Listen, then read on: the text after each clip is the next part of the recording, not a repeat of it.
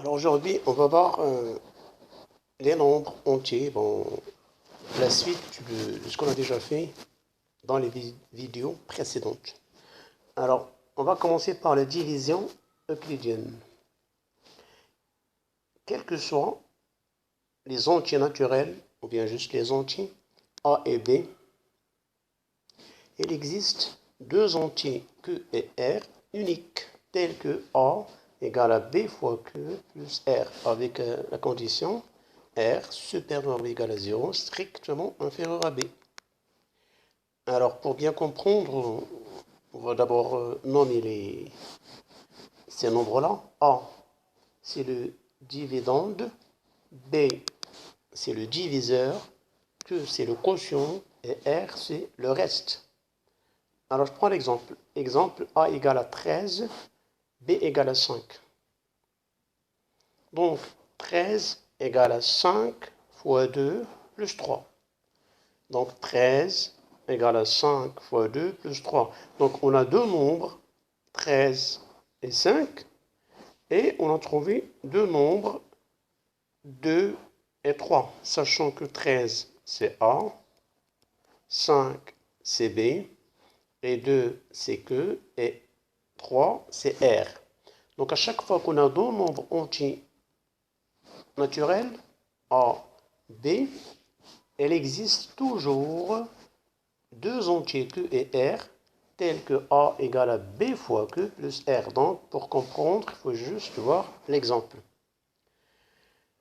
Alors, 13, c'est le dividende, 5, c'est le diviseur, 2, c'est le quotient, et 3, c'est le reste. Il faut toujours que le reste soit plus petit que le diviseur, que B, et que ça soit supérieur ou égal à 0. Alors, diviseur et multiple.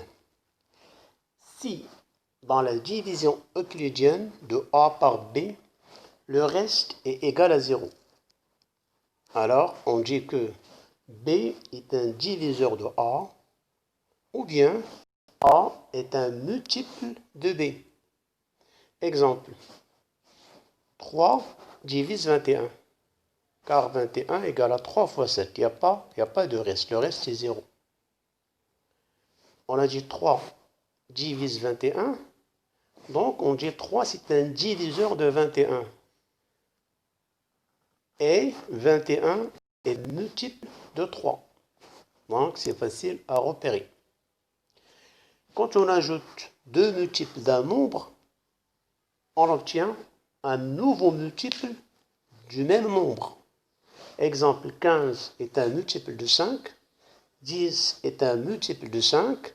Quand on fait la somme 10 et 15, alors là c'est 10 et 15, on aura 25 qui est aussi un multiple de 5. De même, le produit, c'est l'addition, le produit de deux multiples d'un nombre A, ça donne un autre multiple du nombre A. Si on prend par exemple 15 fois 10,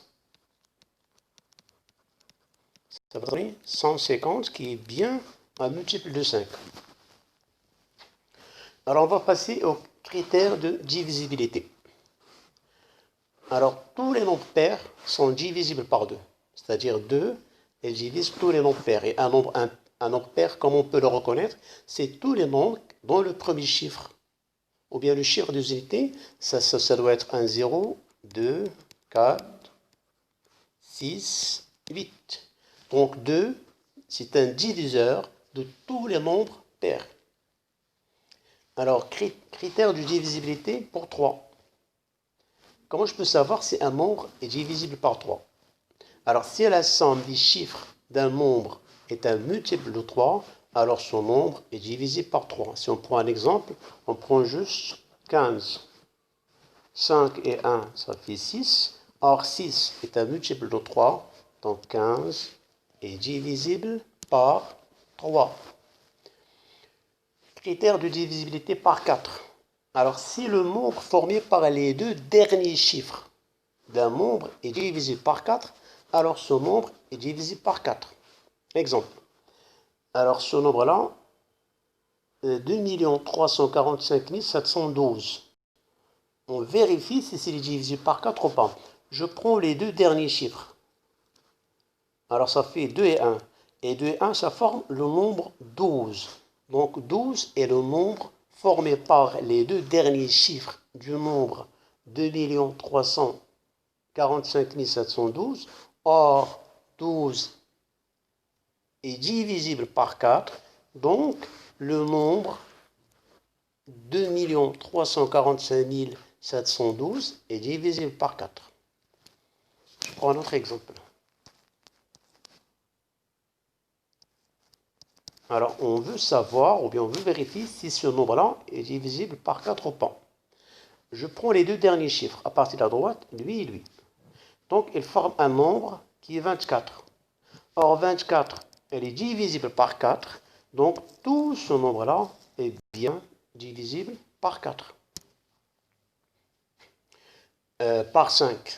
Il faut juste que le dernier chiffre soit un 0 ou un 5. Divisible par 9. Si la somme de ces chiffres est un multiple de 9. Prenons juste 27. 2 et 7, ça fait 9.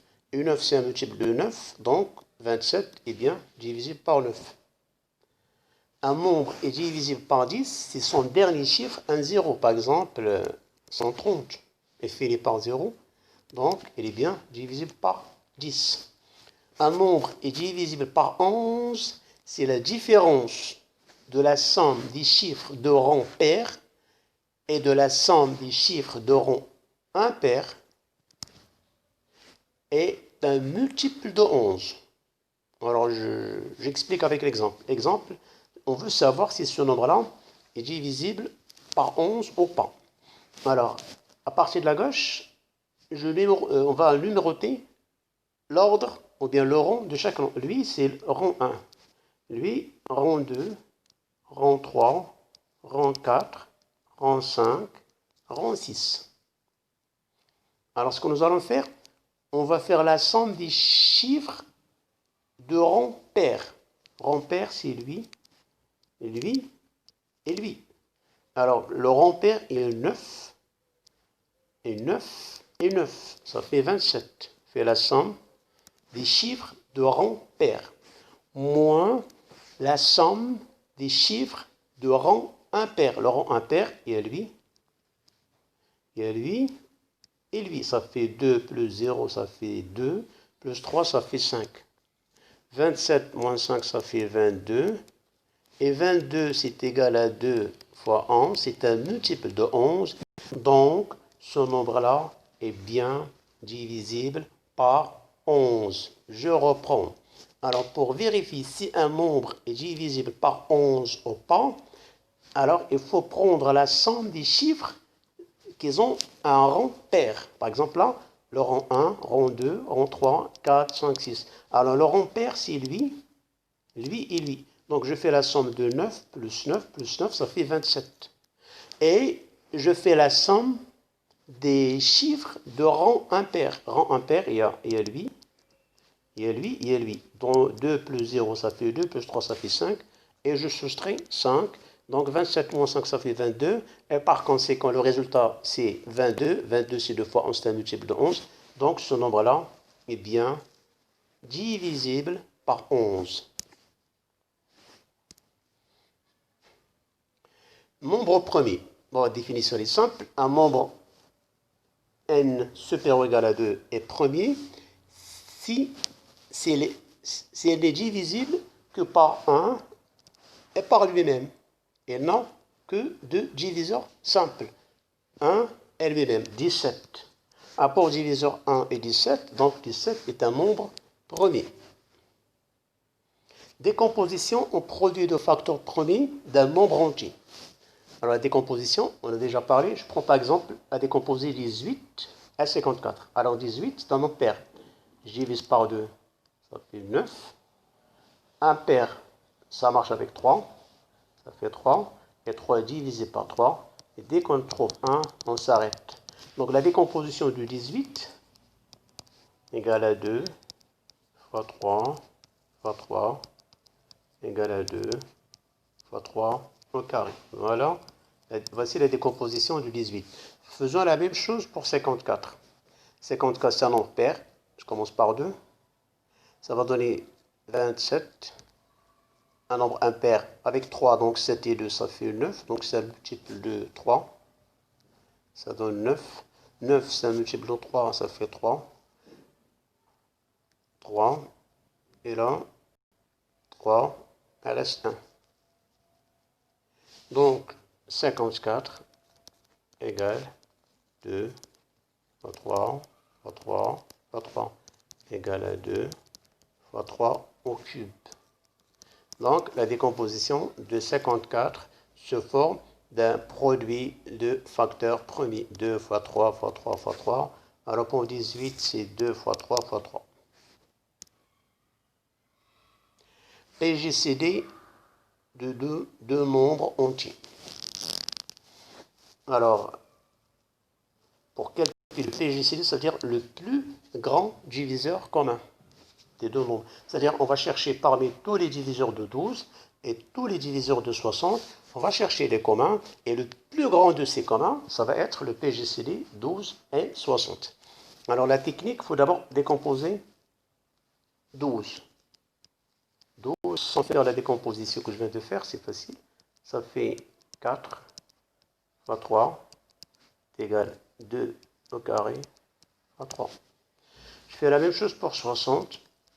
60, c'est 30 fois 2. Ben, je peux le faire ici. 60 divisé par 2, ça fait 30. Divisé par 2, ça fait 15. Divisé par 3, ça fait 5. Divisé par 5, ça fait 1. Donc 60, ça fait 2 au carré fois 3 fois 5. Alors, comment on trouve le PGCD à partir de la décomposition? Alors, premièrement, il faut chercher les facteurs communs entre 60 et 12. Il y a le facteur commun, il y a 2, 2, 3, 3. Donc, le PGCD 12, 60 égale. Alors, on a dit, on prend les facteurs communs. Il y a 2. Et parmi les facteurs communs, on va leur affecter la plus petite puissance. Ici, on a 2, 2, donc on prend 2. Et si j'ai 1, 1, je prends 1. Et je calcule 2, ça fait 4. Fois 3, ça fait 12. Alors, je reviens là. Je cherche le PGCD de 18 et 54.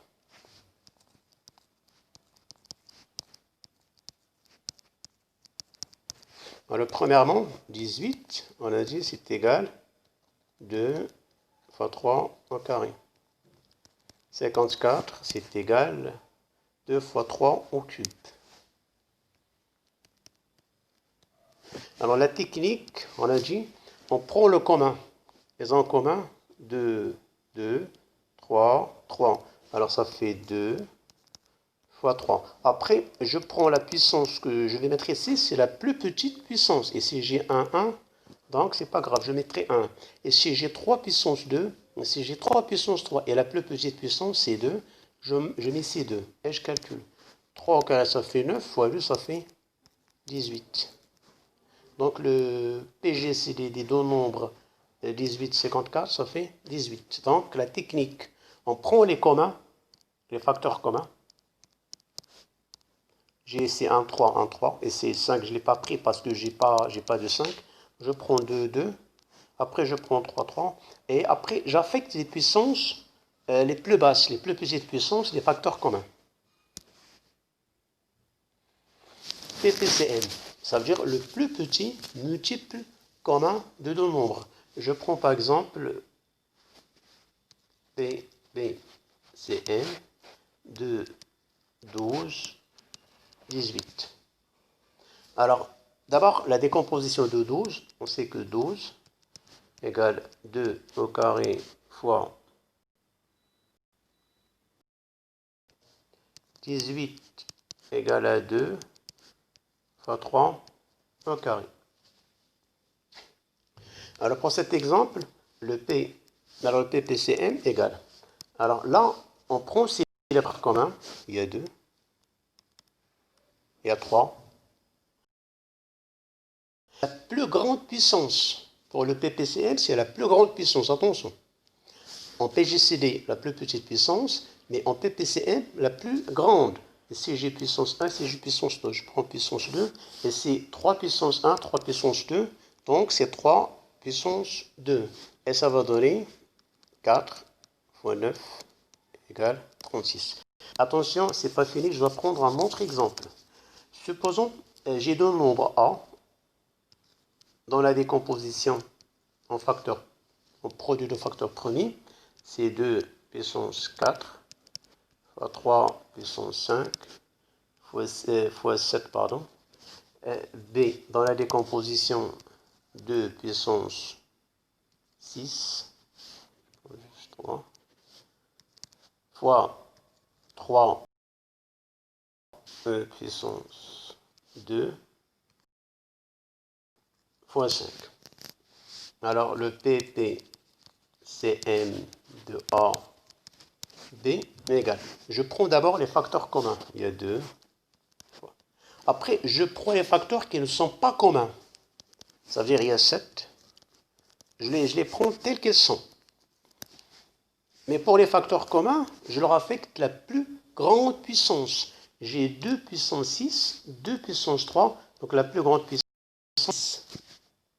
Pour 3, j'ai 3 puissance 2, 3 puissance 5, et je prends la plus grande, c'est 5. Après, je calcule ça, ça va donner le PPCM des nombres. Alors, je reprends, faites attention. Alors, pour le PGCD, on ne prend que les nombres communs. Par exemple, je prends un autre exemple avec une décomposition. Pas la peine de prendre des nombres, on prend juste la décomposition. Alors, je prends par exemple le nombre A dans la décomposition 2 puissance 3 fois 3 puissance 4 fois 5. B, 2 puissance 1 fois 3 puissance 2 fois 7. Alors, le PGCD des nombres A, B, ces deux nombres-là, c'est égal. Alors, pour le PGCD, on ne prend que les communs. Les communs, ça veut dire 2, j'ai un 2, 3 fois 3. Je ne peux pas prendre 5, j'ai pas 5 ici. Je ne peux pas prendre 7, j'ai pas 7 là. Après, pour les communs, je leur affecte la plus petite puissance. Ici, j'ai puissance 3, 1. Ici, j'ai puissance 4, puissance 2. Donc, je prends puissance 2. Ça va donner 3 au carré, ça fait 9, fois 2, ça fait 18. Par contre, pour le PPCM, je prends les communs et les non communs. Les communs, c'est 2 et 3 et 5. Les non communs, je les prends tels qu'ils sont. Même s'ils ont une puissance de 7, je prends 7. Lui, il a une puissance 3, je prends 3. Mais pour les communs, on leur a j'ai ici puissance 3, puissance 6, donc je prends. Et si j'ai puissance 2, puissance 5, je prends la plus grande, c'est puissance 5. Remarque importante. Le PGCD de 12 et 18, alors on a trouvé c'était 6. Le PPCM de 12 et 18, on a trouvé c'était 36. 18 fois PPCM 12-18. Alors, PGCD 12-18, c'est 6. Fois PPCM, c'est 36. Je calcule, 6 fois 6, ça fait 36. Si je retiens 3, 6 fois 3, ça fait 18. Et 3, ça fait 21. Alors, le PGCD de deux nombres AB fois le PPCM de deux nombres AB,